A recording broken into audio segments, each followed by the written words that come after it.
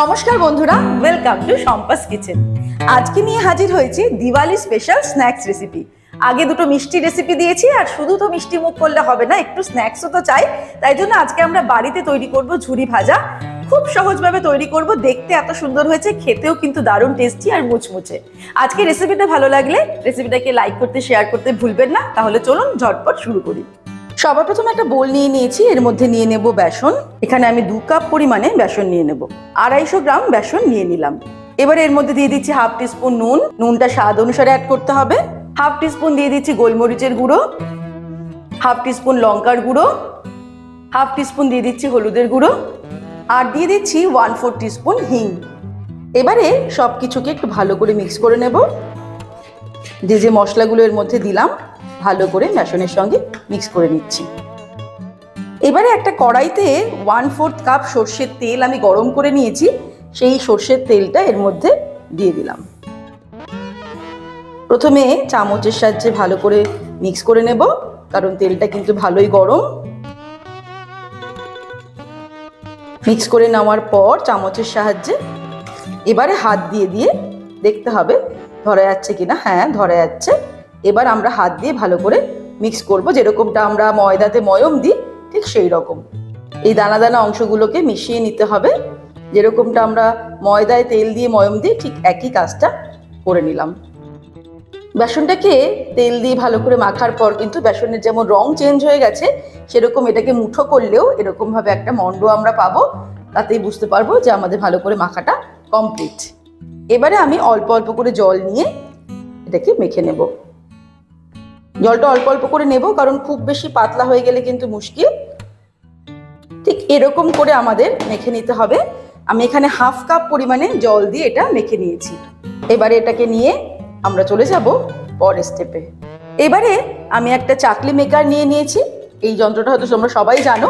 এর মধ্যে এরকম শেড থাকে বিভিন্ন ডিজাইনের, এই যেমন এটা চাকলি তৈরি করার জন্য, বিভিন্ন গুজরাটি স্ন্যাক্স বা বিভিন্ন মারোয়ারি স্ন্যাক্স তৈরি করার জন্য, আবার আমাদের ঝুরি ভাজা তৈরি করার জন্য। যেমন এটা দিয়ে আমি ঝুরি ভাজাটা তৈরি করব আজকে। তো এটা আমরা নিয়ে নিয়েছি, বাকিগুলো আমি সরিয়ে দিচ্ছি। কিভাবে এটাকে আমরা ইউজ করব সেটা আমরা দেখে নিচ্ছি। প্রথমে এই যে গোলাকার চোঙের মতো অংশটা, এর মধ্যে আমি এটা দিয়ে দিচ্ছি। এই যে এটা কিন্তু এরকম সেট হয়ে গেছে। এবার এর মধ্যে আমি প্রথমে মিক্সারটা ঢোকাবো। তারপর এটা দিয়ে আমি আটকে দেব। আরেকটা কথা বলে দিই যে এইটা অনলাইনেও তোমরা কিনতে পারো, যদি না থাকে সেটার লিঙ্কটা আমি ভিডিওর বিভিন্ন সময় দিয়ে দেব। এবারে আমি এর মধ্যে এই মিশ্রণটাকে ঢুকিয়ে নেব। এটা একটুখানি আঠালো ধরনের মিশ্রণ, এর জন্য এরকমভাবে ঢুকিয়ে দিচ্ছি। বেশি পাতলা করলে কিন্তু হবে না, অসুবিধা হবে। এরকম একটু ঘন মতোই আমাদের করতে হবে। এবারে এটা দিয়ে চাপ দেব। তার আগে কিন্তু বেশিটা চাপ দিচ্ছি না, কারণ চাপ দিলেই নিচ থেকে বেরোতে শুরু করবে। আমরা তেল গরম করব, সেই সময়টার জন্য অপেক্ষা করব। এটা এরকমভাবে রেডি করে রাখলাম। এরপরে কিভাবে এটা করতে হবে সেটাকে আমি দেখিয়ে দিচ্ছি। চলো চলে যাই পরের স্টেপে। এবারে আমি কড়াইতে কিছুটা পরিমাণে সাদা তেল গরম করতে দিয়েছি। আর এই দেখো, এই চাকলি মেকার থেকে কিন্তু ঠিক এরকমভাবে বেরোচ্ছে। এবারে এর মধ্যে আমি এটাকে ছেড়ে দেব। তেলটা যখন ভালো মতো গরম হয়ে যাবে, তখন তেলটাকে আমি মিডিয়ামে রাখবো। এবারে ঘুরিয়ে ঘুরিয়ে এর মধ্যে ছেড়ে দিতে হবে।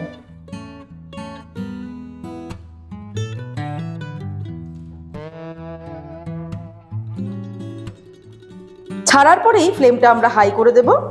তারপর এটাকে ভেজে নেব। দেখতেই পাচ্ছ কত সুন্দর ঝুরি ভাজাগুলো হয়ে যাচ্ছে। এগুলোকে মুচমুচে করে আমাদের ভেজে নিতে হবে। ঝুরি ভাজাগুলো ভাজা হয়ে গেছে। এবার এগুলোকে আমরা তেল থেকে ছেঁকে তুলে নেব। আওয়াজ শুনেই বুঝতে পারছো যে কতটা ক্রিস্পি হয়েছে।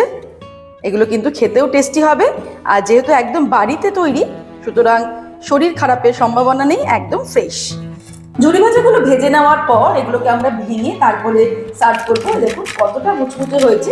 এগুলো ভাঙতে গেলে কিন্তু বুঝতে পারবে। এটা ভাঙাটা কিন্তু বেশ মজার কাজ। বাড়ির ক্ষুদে সদস্যদেরকে দিয়েও আপনারা এই কাজটা করে নিতে পারেন।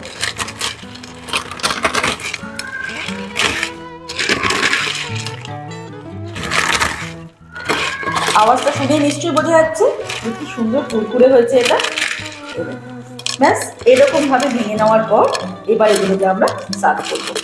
তৈরি হয়ে গেল আমাদের আজকের রেসিপি ঝুরি ভাজা। দেখলেন তো কত সহজে আমরা ঝুরি ভাজা তৈরি করে ফেললাম। মাত্র 40 টাকার বেসন দিয়ে এতগুলো ঝুরি ভাজা আমরা পেয়ে গেছি।